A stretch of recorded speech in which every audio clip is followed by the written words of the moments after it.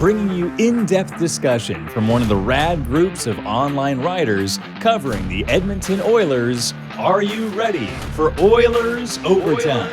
Join us as we talk news, rumors, trades, player grades, game results, and more. All featured on one of the most glorified teams in the NHL. From the great one to the next one. From the boys on the bus to the decade of darkness.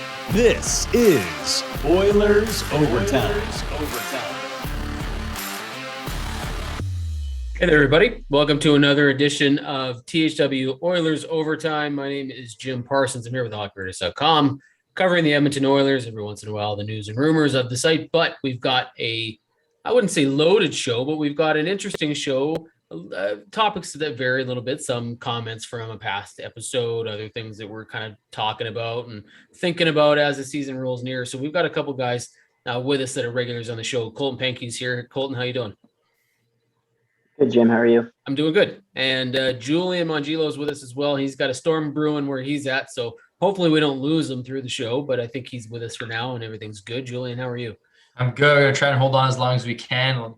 In a new setting, we got a storm brewing. My laptop died last time, so I'm on a connection now that should be okay, but we'll see. Cool. Well, let's get right into it then, just in case something goes haywire on us.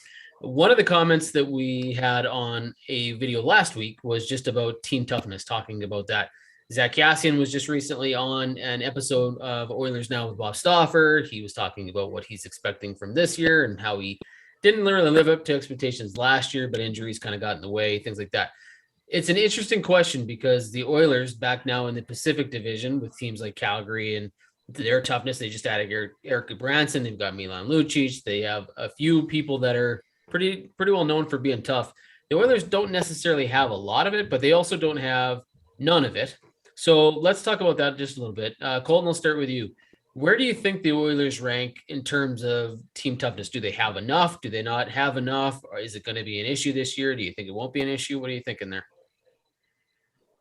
I definitely don't think they're amongst like the league's toughest teams. You've seen some acquisitions this year, like the Rangers, after everything that happened with them last year, went out and got Ryan Reeves, just to try and keep their guys safe. So I think they're probably middle of the pack in the league, maybe even a bit lower than that. I look at guys like Kassian. I know we were saying last week, some of us don't really love the contract, but he does provide them with that toughness up front to protect guys like McDavid, Draisaitl, whoever needs it. And then on the back end, you got Nurse too. So it's not the toughest roster, but I don't know if that's the overly necessary thing today in the NHL either. So I think what they have is fine. I don't think it's too big of an issue. Yeah, that's what I was just going to ask you, Colton. Is it one of those things where team toughness is kind of overrated, like overvalued at this point in the NHL? Like, has the game changed so much that the New York Rangers, you mentioned them as a team that's added, they got Ryan Reeves, that they're just overreacting to one incident in one game with Tom Wilson? Or is there still a place for that in today's NHL? I mean, I think there is a place for it, but it's obviously not something that happens often anymore at all. You could tell just by the reactions after that Rangers Capitals game last year. People were going nuts about it. So I think it's a pretty rare thing now. I think from the Rangers perspective, you see, they really had no one to stand up to Wilson after that. I think Brendan Smith ended up fighting him. So for their perspective, I think it makes sense to go out and grab a guy like Reeves, but I just don't think the Oilers are that team. And I think they have two guys, like I said, in Kassian and Nurse, that can protect them if that situation were to pop up. So, Julian, I'll ask you this because he mentions Kassian and Nurse, and I agree. Those are probably the two toughest guys on the team.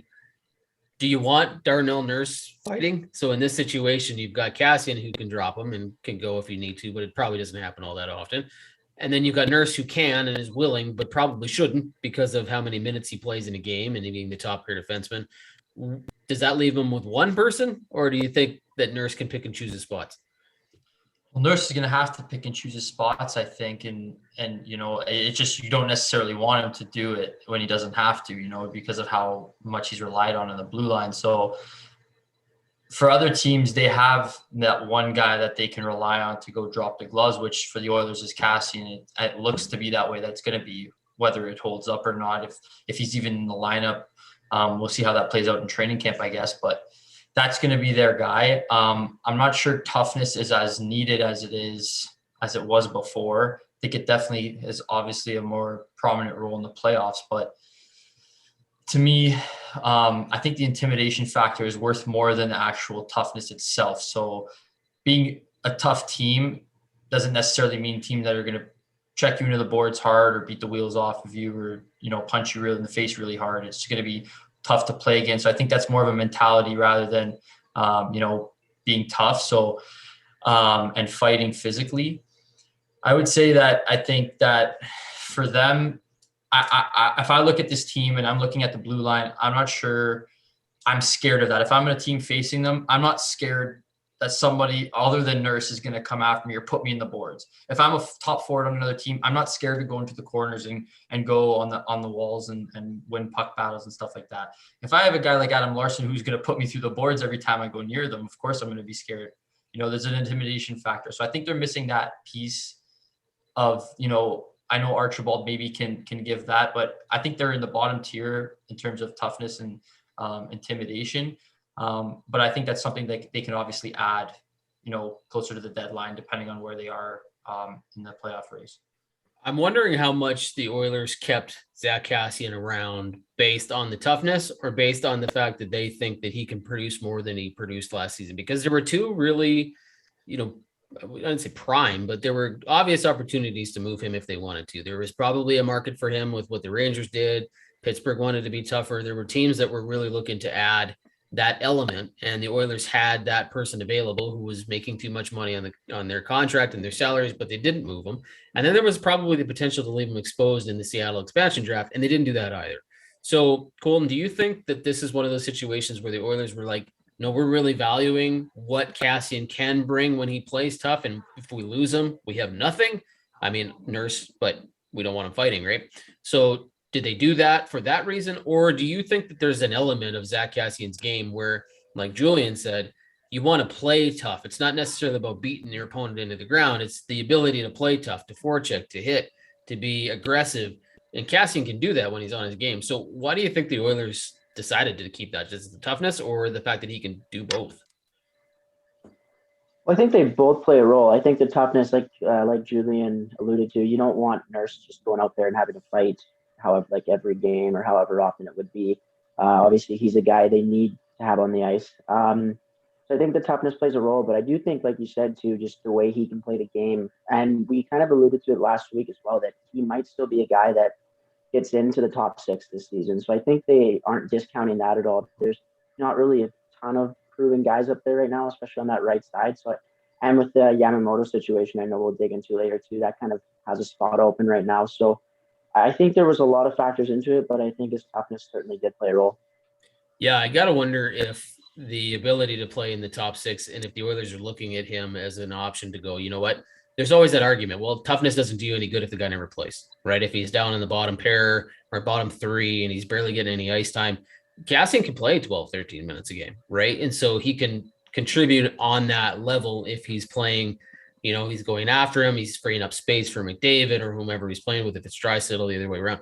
Like, he's got that ability to change a game and move people around without actually having to fight. So it'll be very interesting to see if that's where they deploy him this year, because like you said, there is an opening there. Like, there is an opportunity. People are sort of shooing in Puljujarvi or they're shooing in Yamamoto in that top six, but Kassian is not going to give that up. He's not going to just go, oh yeah, you guys go ahead and I'll just play where you want me to play down in the bottom.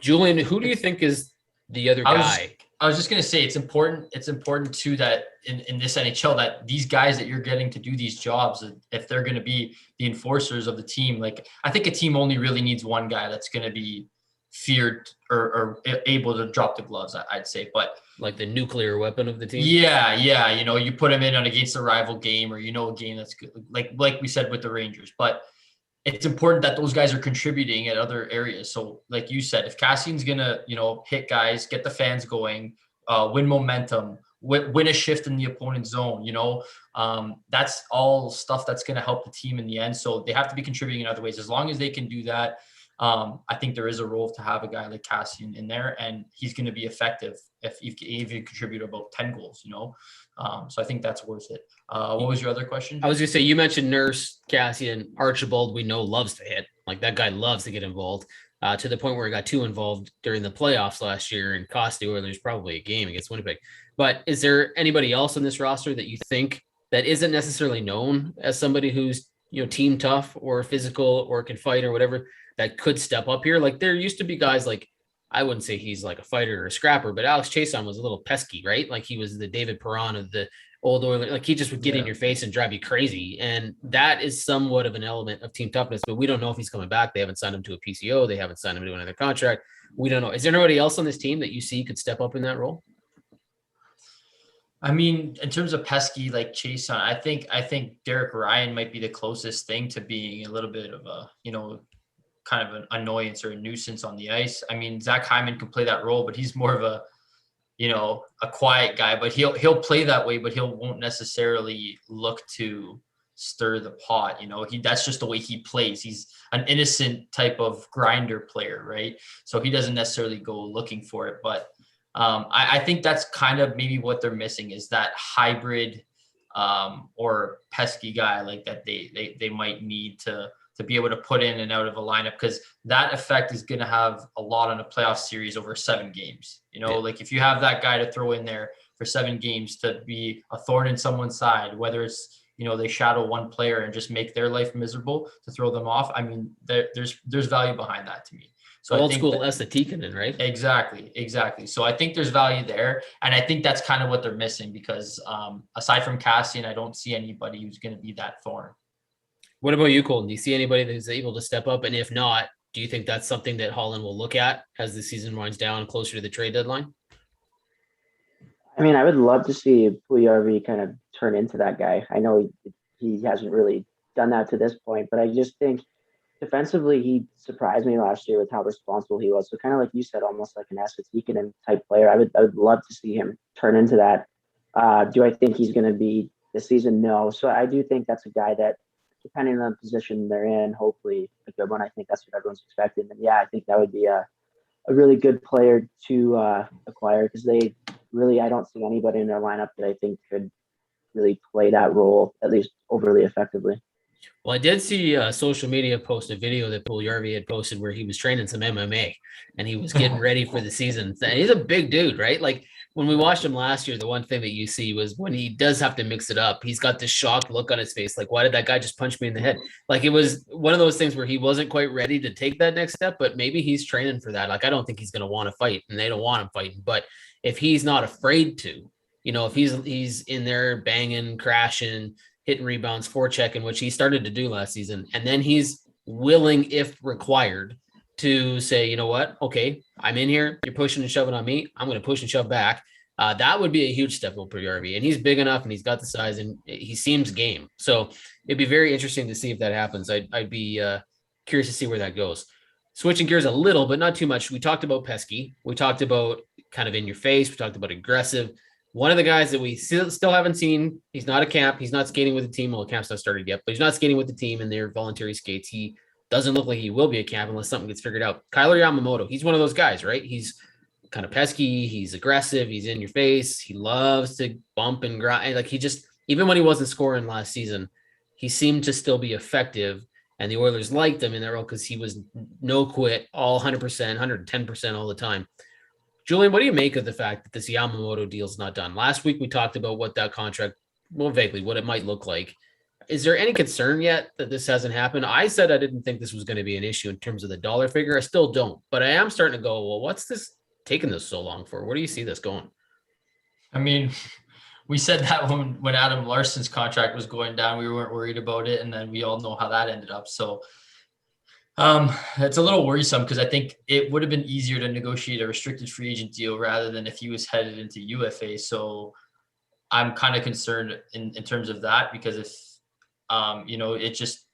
he doesn't, I don't think he has arbor rights, right? So he doesn't really have any leverage in the situation. So, I'm not sure, maybe there's a discrepancy between what his role might be on the team and where he fits in. That could be something of concern to Yamamoto in his camp, but I'm not sure. I think he has skill. Like I said before, I'm a little, hesitant on what the number is going to be, and maybe he thinks he's worth more. And if that's the case, I don't think it's worth the gamble in terms of. But at this stage of the game, there's not much out there to replace a guy like that right now. So it's a difficult situation, but I just don't know. I think I'm getting a little bit more worried as we're nearing training camp and how that might actually affect him if he's delayed entering it. We saw what happened to Nylander when he was sitting out waiting his with the Leafs. That one was one I watched closely, and it didn't end up well for him at the end. Well, we watched it last year with Ethan Bear, right? Like there's a player who was in great shape the year before, came in, wowed, really made the team, was playing excellent. Then he had his contract negotiation, everything of course fell through. He took a little while. That it's exactly what I think is going to happen with Yamamoto here. Bear did not get paid heavy. He didn't get a big deal. He was probably looking for more. He didn't get it. But of course, everything was behind the 8 ball. So he came to camp a little late. He wasn't in as good a shape because he wasn't skating with the team like he should have been. And that really affected him at the beginning of the year. And people could say, like, Bear did not have a strong start to the campaign. And some might argue that he never really rounded into form based on what we'd seen before.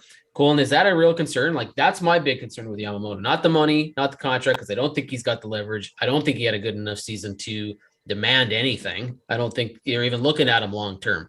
Like, and if they are, he's not going to get paid long term. It's just not, he didn't have a good enough season. He hasn't proven enough. He's got so much left to prove. But not skating with the team, perhaps not being at training camp, having guys that want to make this roster like a Kassian, how big of a concern is that? Yeah, I think it's a huge one. It's a really interesting situation because I kind of thought at the beginning Holland was just it was such an easy contract to sign that he was just holding off, getting everything else figured out. And now I don't really know what's going on there. And it is a big concern, I think, because like Julian said with Nylander, and there's lots of other players that it seems like whenever there's a holdout, it doesn't really typically go that well, at least that next season for the player. And likely, like you said, because of the fact that they just aren't skating with the team, aren't in game shape. And it's just likely a big distraction for them too. It's hard for him probably to prepare for the season right now when he knows he isn't going to training camp likely when it begins. So hopefully something gets sorted out soon, but I don't really know what to think. It's very odd that it's been on this long. I don't know if any of it has to do with the fact that, because he's American, right? So if he's in the US, maybe that's a travel thing but I'm a little surprised he's not skating with the team right now. Like there's 13 guys kind of skating in Edmonton. He's not in that group. I get it. If you don't have a contract and you don't go to training camp, that's pretty normal. Like that's kind of one of those things that players do. They say, well, I don't have a deal. I'm not coming to training camp. But to skate with your teammates is probably a good idea, yet he's not doing it. So I'm not sure if he's just not in town or he's not able to get to town or whatever's going on. But that sort of speaks volumes to me that isn't happening, that he's not just hanging out with his team because they won't care. You know what I mean? Like they're going to be like, yeah, whatever. It's business is business. Come skate with us. They don't care. Right. So, but not going to training camp would seem normal. Oh, Kailer doesn't have a contract yet. He's not. He can't come. Yeah. You know what I mean? But he's not skating. He's not voluntarily skating with Hyman. Yeah. That's the worrisome part. They're not, he's not included in that right now. And that's, I guess, where the question mark is. And then the other thing to think too, is like we said before, Kassian could be elevated into that role. If there's guys that could step up and replace him right now. Turris is on the bubble. If McLeod's going to get that center spot on the third line, then Turris is looking for a spot, right? And could Warren Fogle elevate to that second line and replace Yamamoto? I think he could do what Yamamoto's done the past couple of seasons. He's had a little bit of a sheltered role in Carolina. Who knows what his chemistry would be with Draisaitl. I think it's a viable option to try him out there if push came to shove. So, there's guys that are going to step up, and that's part of not being there is going to hurt him in the end because he's always going to be playing catch up. It does raise an interesting question too. Like you're talking about guys internally that could come in and perhaps fill in if Kailer's not there and Yamamoto's not ready. What about guys who haven't been signed yet? Guys who are still out there on the free agent market, potentially signings, potentially PTOs. We talk about a guy like Alex Chiasson. Like he's a power play guy, has been that in the past. He's a good bottom, forward guy. He's going to be super cheap. So I wanted to touch quickly on the idea of PTOs or any unsigned free agents that are still out there. Colton, let's start with you. Is there anybody on your radar that the Oilers might want to look at? Do you think they might want to sign somebody? Do you think that's PTO time? Because we're seeing some guys sign PTOs now with the teams and start to make those, arrangements. And because they're like, I'm not going to deal. If I don't have a deal now, I better figure out what I'm going to do. So they're signing PTOs. Is there anybody that you look at on this market that hasn't signed yet? I might have thought Tyler Bozak until today when he signed with St. Louis. Do you got anybody on your radar? Well, one guy I wonder about, and it would definitely be a PTO. I think if they signed him, it would be really concerning regarding Yamamoto. But Alex Galchenyuk's a guy that can play either wing or the center position too. And I know he's been wildly inconsistent the past few years. He's been on tons of teams, but I mean, he scored 30 goals once in Montreal. He was third overall pick in the 2012 draft, I think. He's got a ton of skill. So playing with players he's got some good options to play there with, assuming Yamamoto doesn't show up. So I think he's a guy that could be worth a looking at. What about you, Julian? Is there anybody that you're kind of like, I mean, you would obviously know Galchenyuk a little bit from Toronto and things like that, but anybody that kind of stands out to you that we're like, Oilers, this guy hasn't have a deal yet. Why? Maybe the Oilers might want to look at him. Yeah, he's definitely the one guy that stood out to me with that free agent class. So I agree 100% with what Colton said. I just think that, he gives speed. There's upside there still. I think, he might be the king of PTOs at this point, just getting shipped around and everything. But I think it's a risk worth taking for them if this Yamamoto situation doesn't get out. I think they play a similar type game. Galchenyuk was a little bit more physical when he was with the Leafs last year, played more of an energy role, and you can use him up and down the lineup depending on, where he fits. So I think the versatility helps a lot too. Other than that, I think a guy like Jason Demers could fit in still. I'm a little bit worried, about that blue line in terms of the right side and having that defensive defenseman. So you don't know. We saw what CC could do last year. I've seen him be even worse than he was, worse than what he's played with in Pittsburgh. So I'm a little bit worried that if you get that version of CC that was in Toronto, could be a concern. So maybe having some sort of backup plan. I know they have Slater Cuckoo that could, slot in there, but I would see him more switching off with Chris Russell rather than in a top four role, top 4 minutes. So I think Demers has been there before. He's done that. So I think he could fit into that role and probably come very cheap as well. I'm a little surprised, and talk about a guy who's skating with the team but doesn't have a contract, Tyler Ennis. There's a guy that is like beloved in the locker room. He's friends with a ton of these guys. I think during the pandemic for a while, he lived with Connor McDavid. Like, these are guys that know him well. He's absolutely keen on being here. Doesn't have a contract, but is skating with the team. I'm a little surprised they haven't considered him yet. I mean, maybe they have, but they haven't signed him or given him a PTO offer. I wonder if that's the holdup with Yamamoto.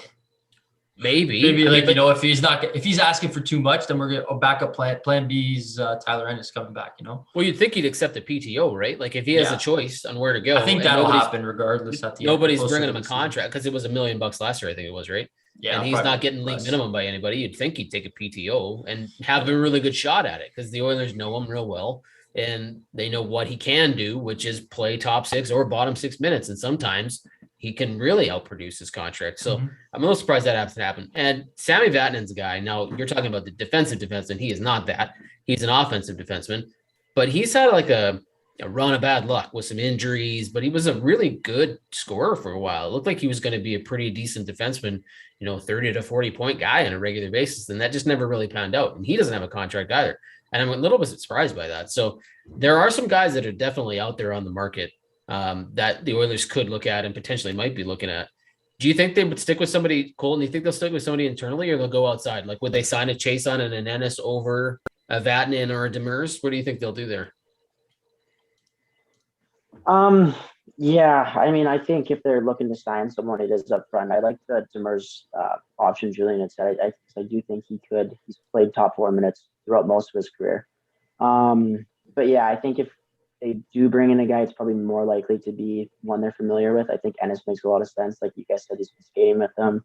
And then they know what they'll get out of Chiasson too. A viable option on the power play. So I think if they do bring in someone else on a PTO, it's more likely to be those two guys.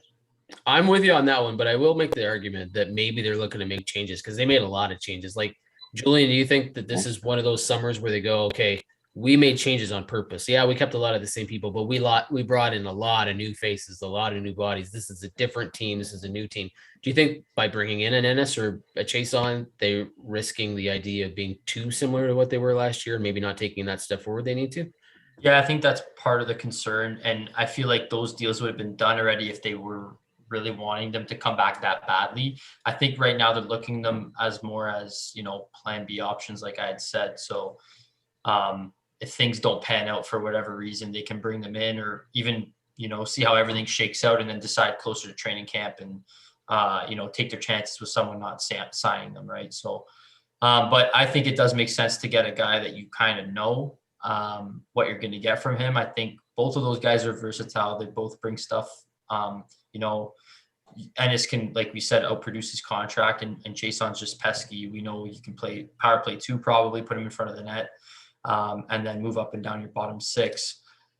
So I think that'd be the most likely scenario, and I just don't think there's much upside other than that in the forward group, other than Galchenyuk. I just think that if they're looking for a scoring guy that could help chip in here and there, that it's very slim pickings on the free agent market right now for PTOs. So I don't think that's a route they'll go unless it makes a lot of sense. Yeah, I wonder if they delay on Galchenyuk, because it's not just the Oilers that haven't signed him; it's everybody who hasn't signed him. If they're just concerned with his inconsistency, right? Like sometimes he hits it, he comes in, he connects, and he's excellent, and then other times he's like a total swing and a miss. Like you just have absolutely no idea what he's going to give you, and that inconsistency is probably scary because it's a contract, even though it's not a lot of money. Yeah. It's one of those things. If you miss on a player, it doesn't work out, and he never plays for you, right? So maybe that's the deal. I don't really know. But it'll be interesting because I think there's going to be a PTO or two. And I wonder if the Oilers are just sort of waiting on this Yamamoto deal. It's kind of the last contract they have to figure out, and then they'll get to that. But it's not that far away. What are we, like 2 weeks away from? Yeah, it's coming up. Yeah, it's coming up quick. So it'll be very interesting to see. I'm looking too, like they don't really have much depth in terms of, I'm looking at their depth chart on Cap Friendly right now. And like, right now they have Turris slotted in as a third line center, and McLeod's the healthy scratch with Seth Griffith. Like other than anybody playing in the minors, they don't really have another guy that could step in, at an NHL caliber role right away that I think I would be like, that I would be comfortable throwing in there. Like, so I think that's why guys like Ennis and Chiasson kind of make a lot of sense as your extra forwards, just because you know them, you know what they can give you, and you know that they're going to contribute in some sort of way. Anybody like that they already have, unless you're banking on guys like prospects like Holloway or Perlini to come up. But other than that, I don't see the depth that they have. They don't have much depth, right? Other than that. Well, yeah, and I was just going to say too, and Colton, I'll ask you, like we've heard about Holloway's thumb, right? It doesn't look like it's good. Like there's something happened with his broken thumb. It's not healing properly. They don't think he's going to be available for camp. They think he might not even be able to compete for a job for a little while. Does that news change what's going on? Because I believe that they had Holloway pegged as a guy who they thought could make this team. Yeah, I mean, I've kind of been on the side the whole time that I wouldn't mind just letting them develop for a while first. But I do think, especially given their lack of depth, like Julian said, he definitely had a shot. And I mean, he still could, even if he isn't ready for camp. Maybe gets a really short stint in the AHL and gets called up. But I'm more in the camp. I wouldn't mind letting him develop for a year in the minors and just giving that contract to Ennis, Chiasson, or Galchenyuk, any forward out there. But I wouldn't mind just letting him play the season out in the minors. Yeah, I mean, and they might be forced to, right? Like if this thumb thing's a real issue, they might not have a choice. Like they might just have to go, you know what? We'd love to have you here. We'd love to give you a shot to compete. It's just not happening based on the injury. And if you sign an Ennis or Chiasson to a 2-way deal, which you never know, they might take, you still have the opportunity later, right? You can still bring them up if you need to. It'll be very interesting to see what happens here. We're going to probably cut her off there. I think we'll probably have a shorter show this week. We'll ask anybody that wants to watch these, put in comments, give us more stuff to talk about. We're happy to address it. And this was one of those topics, team toughness. That was a question from one of our viewers. So we appreciate that question. Thank you very much for doing that. And anybody else watching these videos, feel free to do that and we'll answer as many as we can. But Colton, Julian, thank you. I appreciate you guys joining us. And next week, we'll probably have Brian back with us too. And maybe we'll talk, outlook for some of the players, prospects of what they're going to do this season, sleeper picks, things like that. Maybe we'll go into that sort of detail and get there. Thank you guys. I appreciate it. And for everybody else, this has been another edition of THW Oilers Overtime, and we will talk to you next week.